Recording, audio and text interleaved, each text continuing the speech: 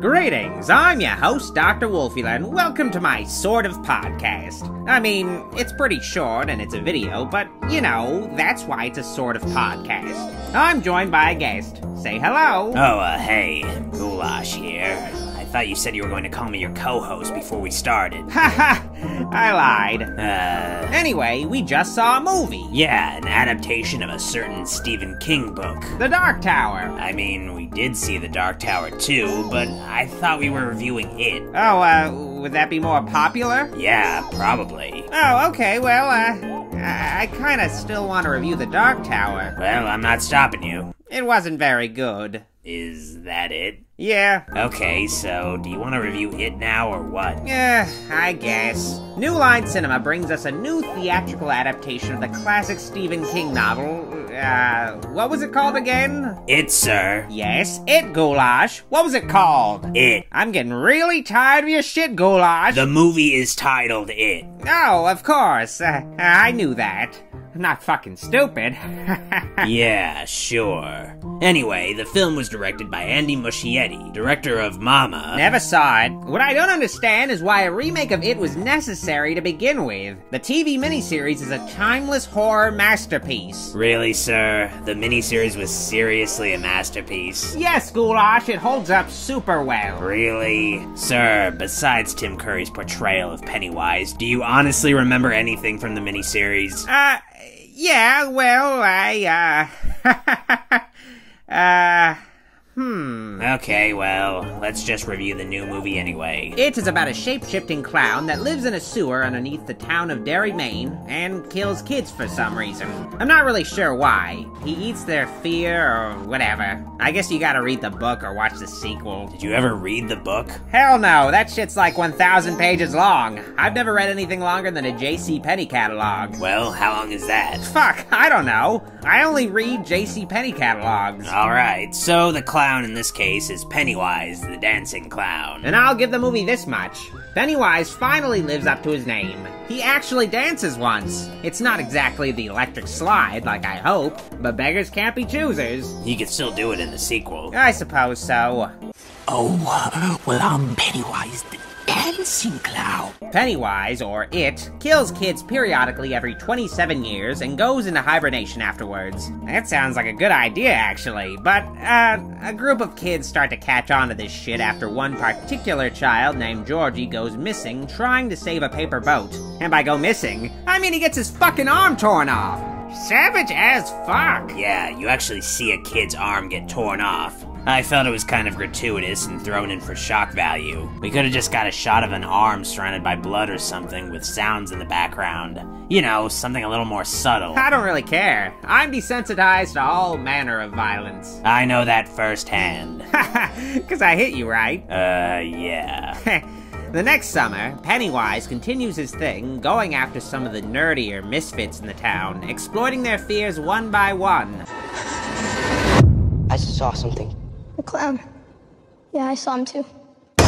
Some of Pennywise's scenes have a sort of eerie, nightmarish quality to them, and I don't know if it's because it's a New Line flick, but it feels like a Nightmare on Elm Street movie at times, and knowing the filmmakers scrapped a Freddy cameo makes me miss the Burn guy all the more. There's always hope for a prequel reboot where he doesn't even have powers. Oh. Anyway, there are some really striking visuals employed in Pennywise's sequences, along with a great deal of suspense, but sometimes the art design and CGI can get a little overwhelming. Like, the house that Pennywise resides beneath looks like something out of the live-action Scooby-Doo movies. A lot of the stuff with Pennywise feel over the top, but there are some really great horror moments in this film, like the scene with the projector in the garage, or the woman in the painting, because they're a lot more subtle and tense. Yeah, it's a shame that they overdo things quite a bit. Tim Curry's portrayal was good because he stayed in character as a clown you'd see on TV, even when he'd act threatening. Excuse me, sir. Do you have Prince Albert in a can? You do? Well, you better let the poor guy out! There's no subtlety at all with Bill Skarsgård's Pennywise, especially in his whispery, raspy voice. Without your boat? The guy looks inherently sinister and mischievous. Pennywise should just look like Ronald McDonald. Kids see Ronald walking around, they just roll with it. perfect way to lure children. Instead, Pennywise just looks like a fucking Code Lyoko character. What's Code Lyoko? Oh, it was a sort of, French anime show that played on a Cartoon Network block called Magoozy. Why do you know this? Can we just move on? Fair enough. Despite some mixed feelings about the art design, the cinematography is striking with beautiful lighting and shots that really complement the production design. Yes, I must admit that Chung Hoon Chung did a wonderful job as cinematographer. Okay, sir, it's kind of racist how you pronounce Chung Hoon Chung's name with a fake Chinese accent. I don't know what you're talking about. The one thing about this movie that shines is the performances of the child actors. Aren't you guys coming in? It's gray water. What the hell's gray water? It's basically piss and shit, so I'm just telling you. I must say, child actors are really stepping up their game in recent years. Must be all that extra Hollywood child abuse. I don't think that's the case. Whatevs. The standout performance for me was that Stranger Things kid, Finn Wolfhard. Yeah, he's actually a funny character instead of just doing weird voices. Anything is an improvement over Seth Green anyway. Agreed. In the basement, there's a werewolf. I also appreciate that the film heavily featured New Kids on the Block. I love that band. I think they only included New Kids on the Block as a joke, sir.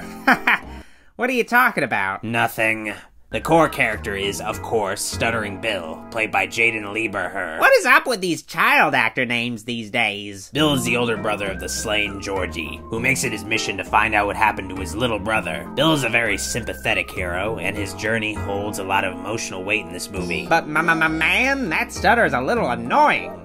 Georgie too. Most of the Losers Club is great, with a few exceptions. Stan the Jewish Kid is just, the Jewish kid, and I barely noticed he existed, and Mike is just the token black kid. Yeah, they erased Mike's whole backstory, gave him very few lines, and took away his role as historian of the group, giving it to Ben instead, which is really unfortunate. Yeah, that's kind of fucked up, isn't it? Yeah, it's pretty messed up. Oh well, Hollywood gonna Hollywood. I also think that the third act felt really thin and rushed. When the characters finally face Pennywise, there's no sense of there being a solid plan, and a lot of the conflicts between the kids get resolved off screen. Yeah, they just go to Pennywise's hideout and beat the shit out of him, and then after that they just say a sequel's gonna come out. But there's not much of a hook for a sequel, unless we missed a post-credits scene or something. Yeah, overall though, I must admit that it is a really good horror flick. It's a little disjointed with some poor choices, but it really is an enjoyable theatrically released horror film made by a major studio, which is surprising. Yeah, it's kinda weird. How would you rate it, sir? Rate what? It. The film we've been discussing. Oh, why didn't you say so? Be a little more specific next time. I give it a dancing clown out of New Kids on the Block.